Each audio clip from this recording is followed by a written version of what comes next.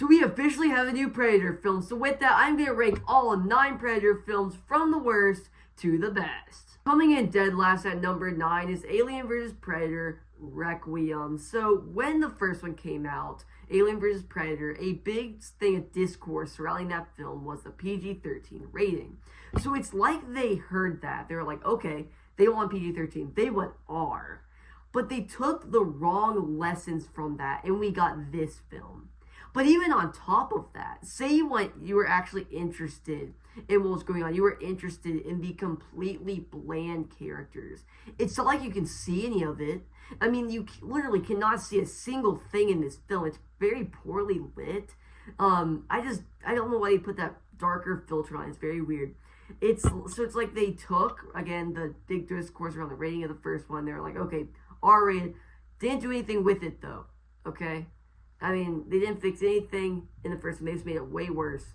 This movie is horrible on every conceivable level. Let's move on to number 8.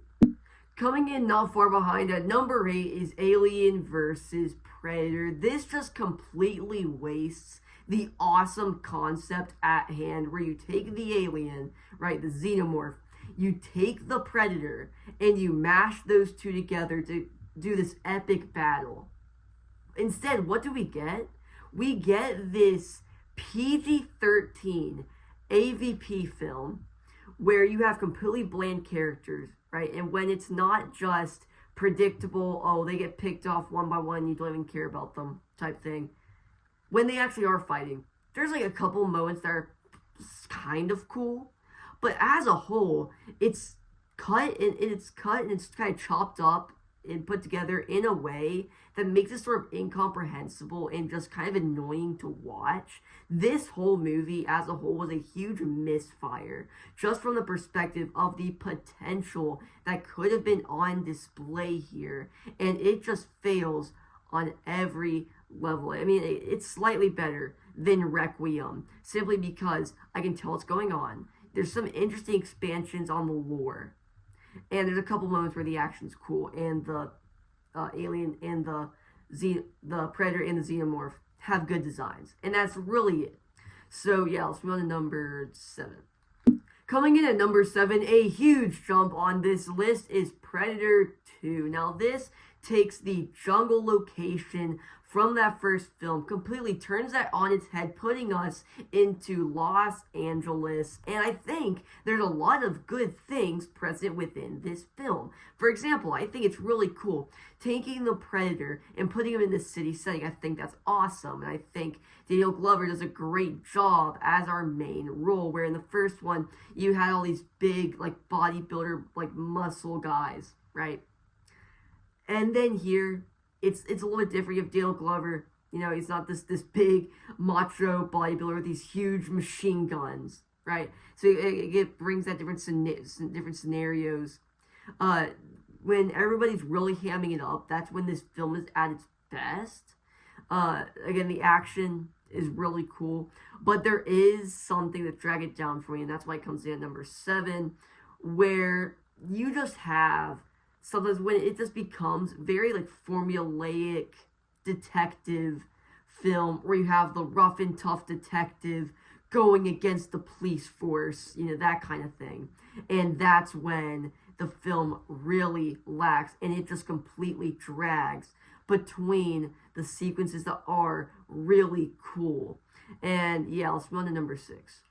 Coming in at number 6, a huge jump on this list is the second newest Predator film, Predator Killer of Killers, this time taking the Predator franchise into the realm of animation via an anthology film, where sometimes I think the animation works really well, and other times I just don't care for this particular style. So where it doesn't work for me, it might work really well for some other people, but that's just me.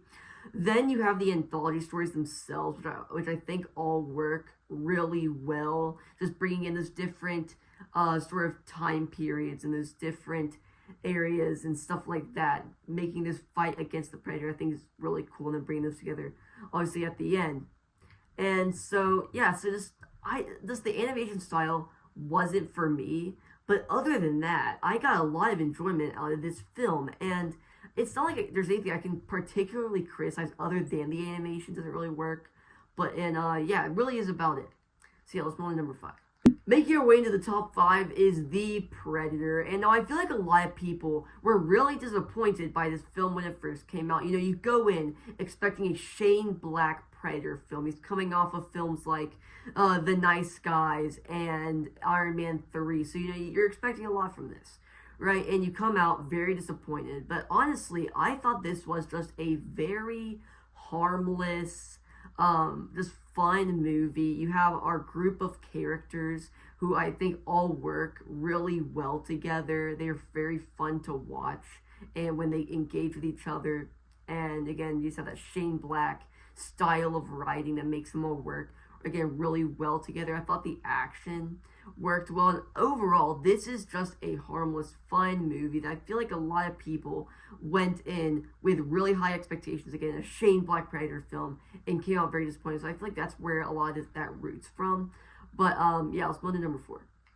Coming in at number 4 is The Predators, and now this is just a film that does a really great job expanding on the lore of this universe, number 1. But number 2, it's also just fun to see all these different characters that, yes, are these very dangerous people, but they all come from these very different areas and backgrounds, so it's fun to see them all together. They're all very fun to watch together. They have nice dynamics with each other that makes them very fun to watch on screen. The action, again, is really cool. Adrian Brody is the one I'm kind of iffy on every time I watch this film. He kind of teeters with me from, okay, it's very odd seeing him in this sort of role, this leading role in a Predator film. You know, I don't think he's kind of miscast here. But then he also kind of makes it work at the same time. So it's kind of tears back and forth for me on that. But I think overall, this film really works. And yeah, I got great enjoyment out of this. And yeah, let's move on to number 3.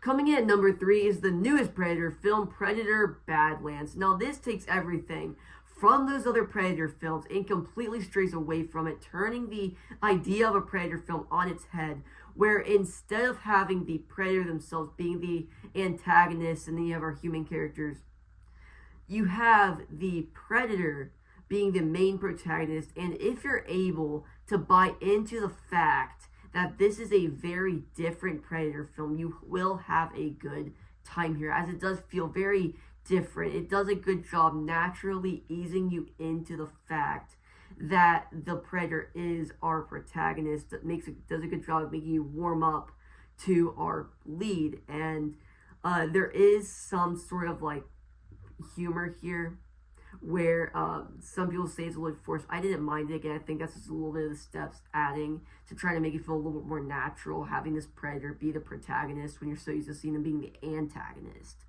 Also, I thought the PG-13 rating did not harm the film whatsoever, where you still have all of the creature bloody action and all that, so it doesn't take away from any of that. So it all still works very well. I just love how they managed to take just everything that came before and was able to turn it on its head so well and make it work in a way that doesn't feel jarring whatsoever. It kind of feels refreshing. A very different take where you don't just have you have the human characters versus the Predator. It's the Predator versus all these different things as you sort of have this runt of the group, and it hooks you from the very beginning, and the whole thing works really well.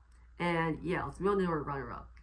Coming in at number 2 is the original Predator film, and now this is just a classic action blockbuster where you have all of these big muscle kind of like soldier guys, elite soldier guys, all going out into the jungle, and it is just such a great concept where you bring in those sci-fi elements and you bring in that sort of action, those like the big machine gun military like action films at the same time where you have this big group of elite soldiers again moving through this jungle, and like this already you have these people with this big machinery versus one Predator how he slowly picks them off, and they have all this equipment, all this training, still not strong enough to defeat the Predator.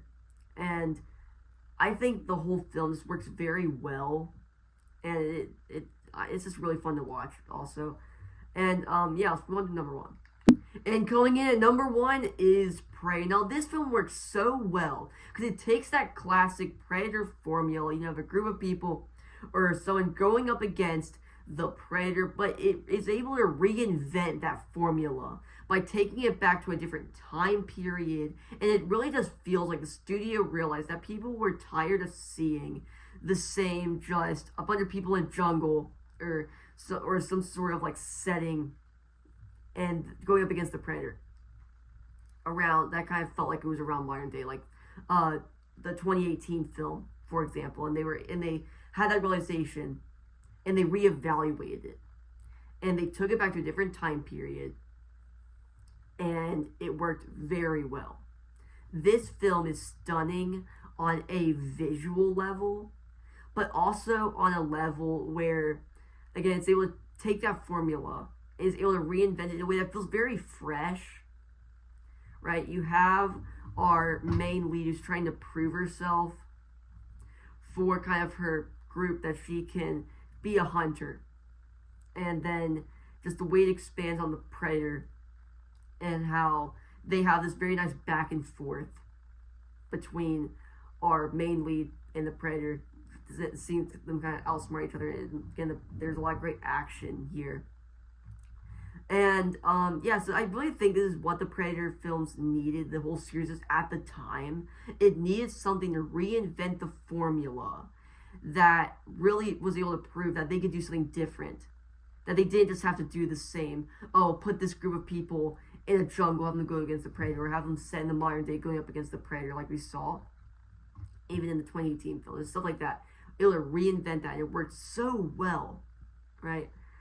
And yeah, so that really is about it. That's why it comes in. Number one, if you enjoyed this video, please consider subscribing and liking this video. If you enjoyed this video or any other content, please subscribe. We'll see you in the next one. Goodbye.